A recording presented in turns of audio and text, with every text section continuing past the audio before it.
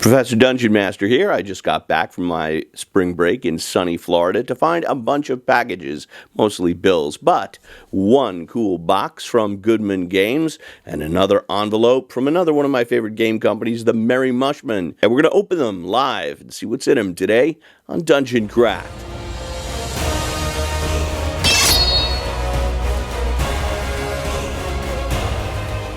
Welcome to Dungeon Craft. I'm Professor DM, and this channel is about all things tabletop role-playing games.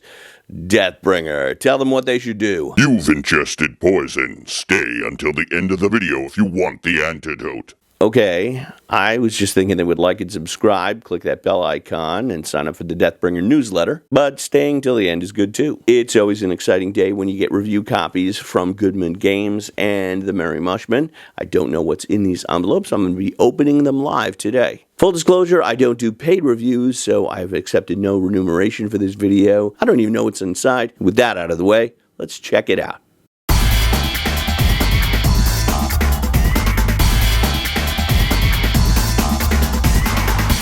Alright, we've got some bubble wrap and, oh, very cool, Dungeon Denizens for 5e and Dungeon Crawl Classics. Looks like the 5e one is a little bit thicker, but I'm going to open up the Dungeon Crawl Classics one. Alright, very cool. Oh, look at this interior art. This is awesome. Dungeon Denizens featuring 550 monsters, all fully illustrated.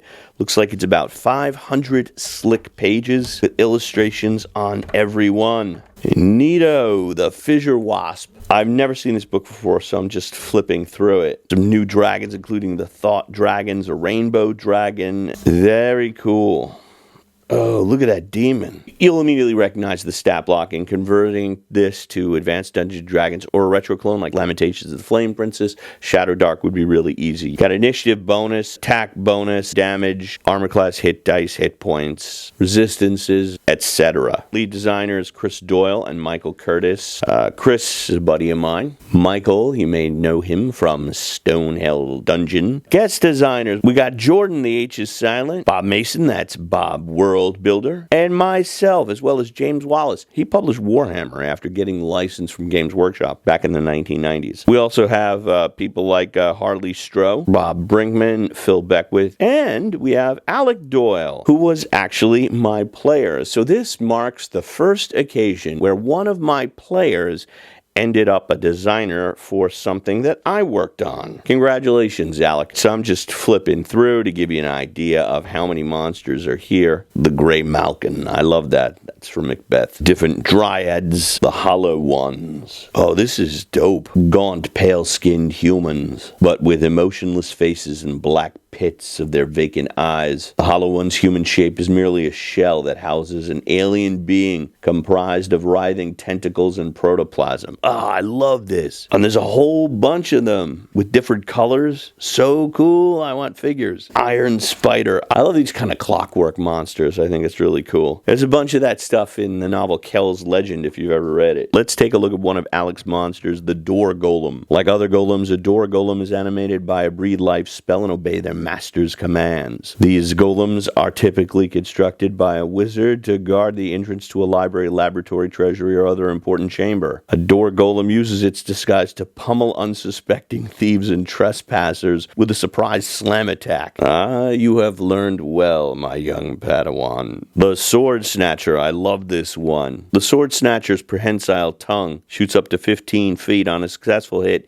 It causes no damage but wraps around an opponent's bladed weapon, and the weapon is snatched into the creature's maw unless you make a strength test, and then it can use it against you. Ah, this is the kind of stuff I really dig. Don't just attack characters' hit points. You want to go after their weapons and their ability scores. Tarnosaur, a spawn of Tarask. It's a cross between a Tarask and a dinosaur. This is awesome. Really cool stuff here. But I'm looking for one called the Unfamiliar because I designed this one. Occasionally, when a wizard tries to summon summon a familiar, things go terribly, terribly wrong, and an unfamiliar is born. An unfamiliar appears to be a slimy mask of flesh comprised of ropey tentacles, twisted limbs, and shrieking heads. The main head protrudes from a giant trunk, resembles that of its first victim. Special attacks, a cacophony of screams. The unfamiliar's lesser heads wail and scream as if in constant torment. All those within 30 feet of the unfamiliar who can hear it make all attack rolls and spell checks at a -D penalty for D3 rounds. A dominant head, and when the unfamiliar eats the brain of a wizard, it knows its spells. Yeah, this is the kind of monster I enjoy designing. Catching the players off guard by either reducing their capacity to cause damage or reducing ability scores. That's always fun because they don't expect it. Defiled unicorn, I love that. He's got no horn. The mad horn unicorn. The unicorgi.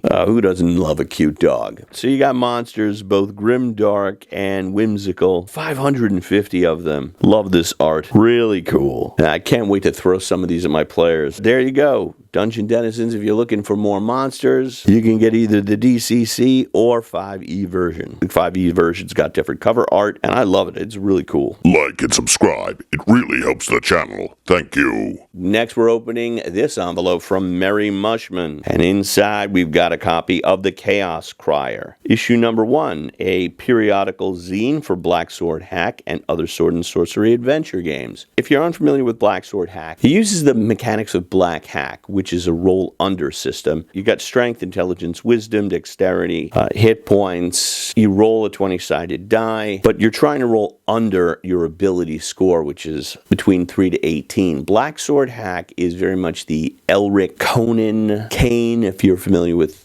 Carl Edward Wagner. It's that kind of fantasy. Instead of classes in Black Sword Hack, you have different backgrounds, and you roll a random background. And here, they're going to give you different origins. Nomadic origin, primitive origin, otherworldly origin. It gives you some flavor background for your character. Bloody Roots looks like an adventure. I really like this format, how everything is presented on facing pages. We got a third page here, but that's not too much. Options, like what if the characters are captured? A new faction, the Chthonian Empire, additional monsters, another adventure. Very cool. See how we've got the hooks and the description, the map, everything on just facing pages so we don't have to turn. I really love that format. I hate flipping. When I'm running a game, I want to just have it out. I want to have it flat and the important parts highlighted.